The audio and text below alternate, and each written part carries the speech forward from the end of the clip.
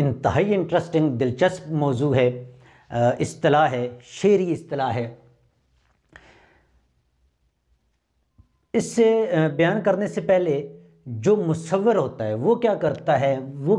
تصویر کشی کرتا ہے کسی منظر کی،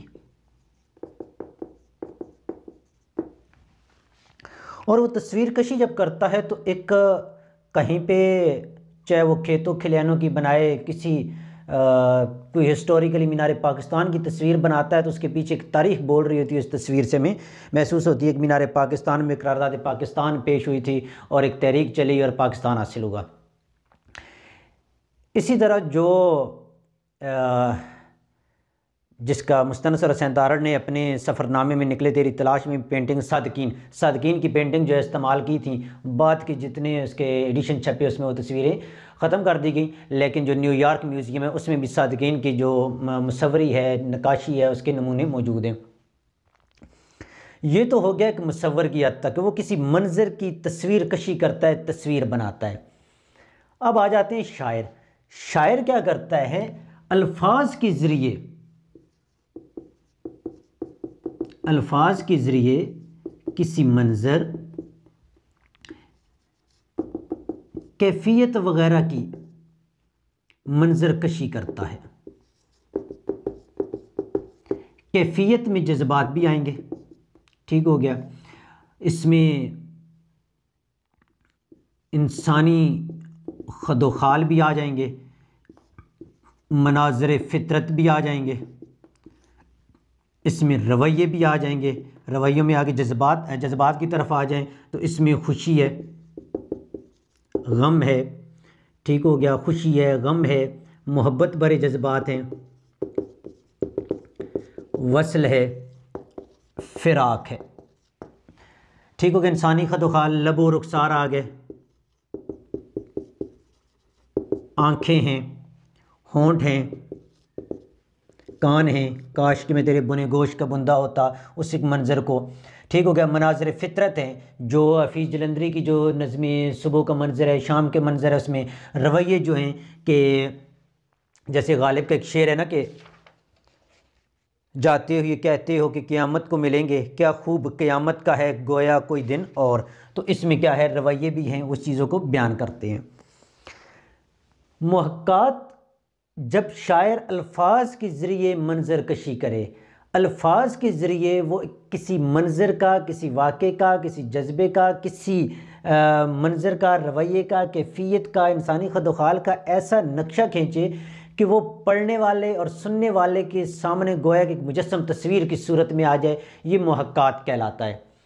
اب دو کمپیریزن، سب سے پہلے محقات کے معنی رہ گئے ہیں۔ محقات کے معنی ہوتے ہیں آپس میں بات چیت کرنا، نکالی کرنا، باہم گفتگو کرنا، باہم کوئی موازنہ کرنا۔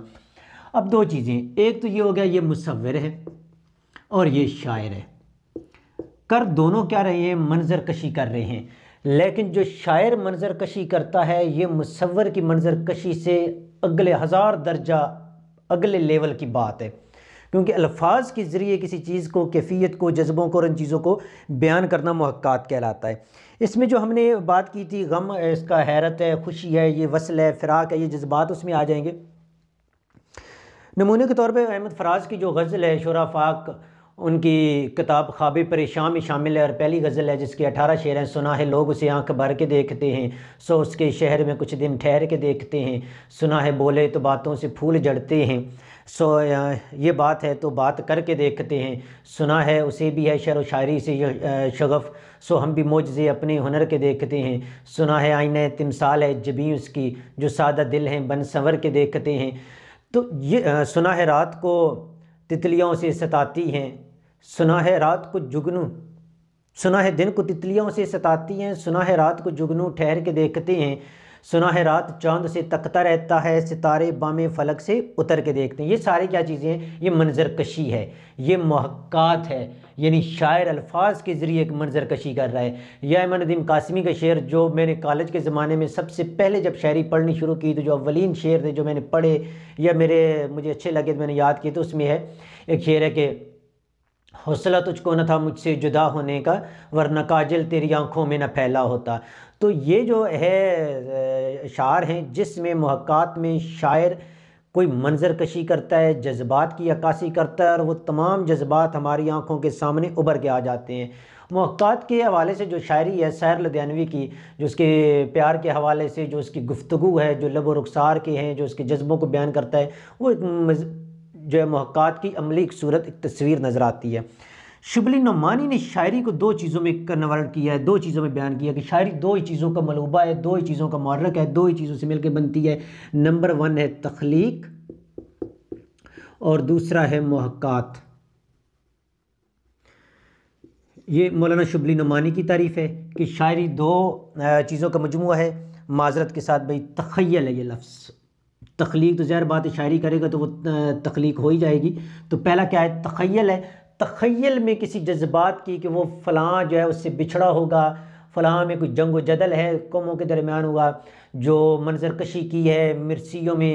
میر انیس نے، تو یہ کمال خوبصورت یوں سمجھ آ رہی ہے کہ جیسے دونوں سپاہ جو ہے آمنے سامنے ہیں، مظلومیت کی بھی اور ظالم کی بھی منظر کشی کی تصویر سامنے بیان کر کے رکھ دی ہے۔